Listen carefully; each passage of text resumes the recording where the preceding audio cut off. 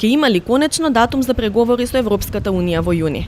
Врз ова прашање се кршеа копија во кампањата за претседателските избори, а истото продолжува да биде една од главните теми на расправа помеѓу власта и опозицијата дома. На состанокот на Советот на министри на Европската Унија лани во Луксембург, Брисел испрати порака дека Македонија добива условен датум за преговори.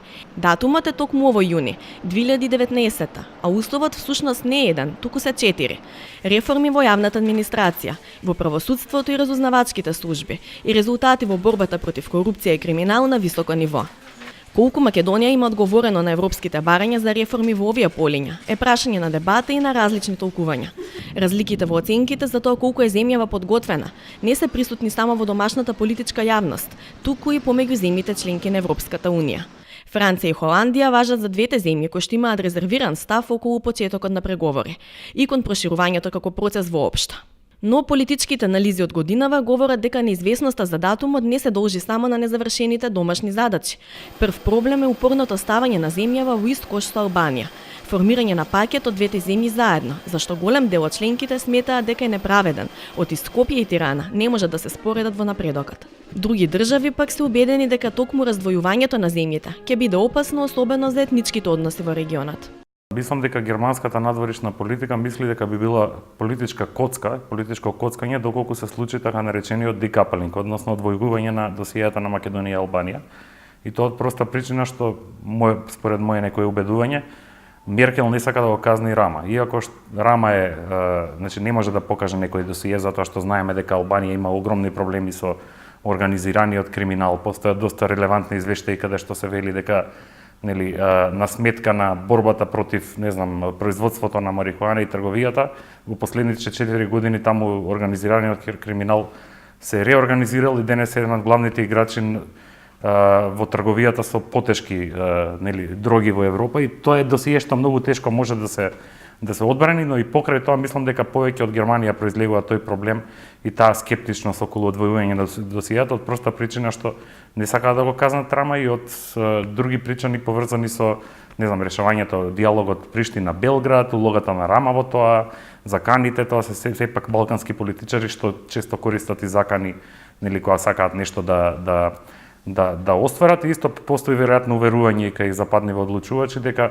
опозицијата во Албанија, која што применува насилство во борбата, во политичката борба, е се уште полоша опција отколку тамошната власт, така што мислам дека додека Франција мислам дека повеќе притиска за таа работа. Едноставно досијата да се одвојат за да има почиста, да кажеме, посилни аргументи потоа при убедување на јавноста нивна дека треба да продолжи отварањето на преговори со преостанатите држави од регионот кои што се уште не отворија. Експертите, но и македонските власти официјално велат дека со ваквата неконзистентна и необедината европска политика се става под знак прашање целокупната политика на проширување на Европската Унија, но пострашно ќе биде и силна порака на поддршка на националистите во регионот.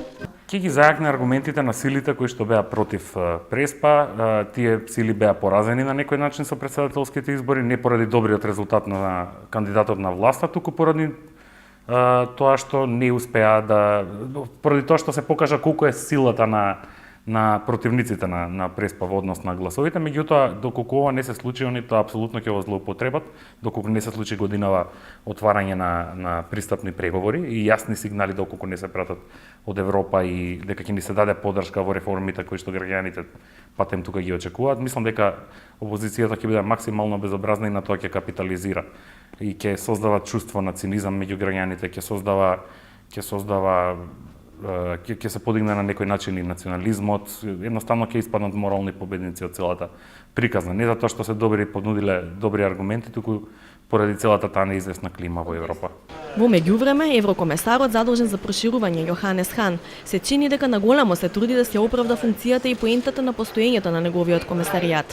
Во неколку јавни настапи од минатата недела тој потенцираше дека Северна Македонија е земја со најголема политичка стабилност во регионот и оти за успесите мора да биде наградена, а Европската Унија да биде доследна на ветувањата. Северна Македонија е политички најстабилна, ги затвори сите прашања со соседите и има конструктивна опозиција. Тоа дава шанса да ги престигне сите во регионот и да испрати јасен сигнал и до најскептичните земји во Унијата, дека заслужува зелено светло за почеток на преговори. Јас сум убеден дека до крајот на годинава ќе ги отвориме првите поглавја. Според новата методологија, тоа ќе бидат поглавјата 23 и 24.